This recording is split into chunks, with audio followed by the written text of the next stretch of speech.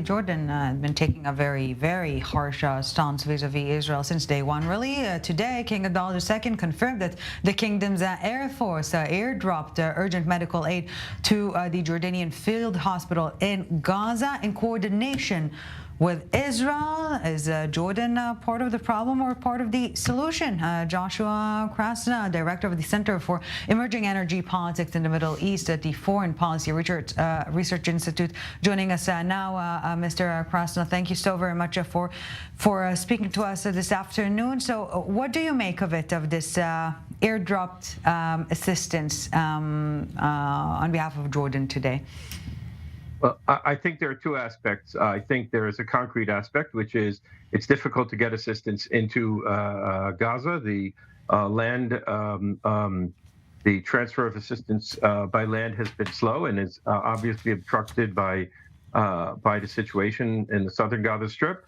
And I think that air supply is a way to do it. I think that more importantly, I think Jordan, the King of Jordan, the Jordanian regime, from the beginning of this crisis has been under a lot of stress.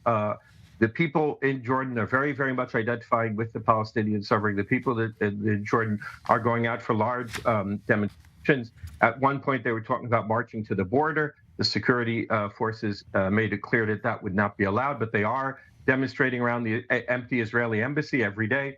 And the Jordanian regime is in a difficult position here because, on the one hand, the peace treaty with Israel is a strategic and economic asset for them. But on the other hand, they have to be, and they always have been, extremely aware of public opinion in the country and want to make sure that they're not getting on the wrong side of public opinion. Public opinion is very much against the Israeli activity and very much sympathetic with the suffering of the Palestinians in Gaza, not necessarily with Hamas. So I think that the Jordanian government saw an opportunity here to do something which showed them doing something very concrete to help the suffering brethren in Gaza. And perhaps to further satisfy the public's appetite, we're hearing yet another very fiery interview of Queen Rania overnight to CNN, suggesting that, saying that Israelis trying to protect civilians in Gaza is an insult to intelligence, and this is really just the tip of the iceberg in terms of what she said there. Obviously, the domestic scene in Jordan is challenging, and yet Jordan is willing to be part of the solution, as in part of the day after in the Gaza Strip.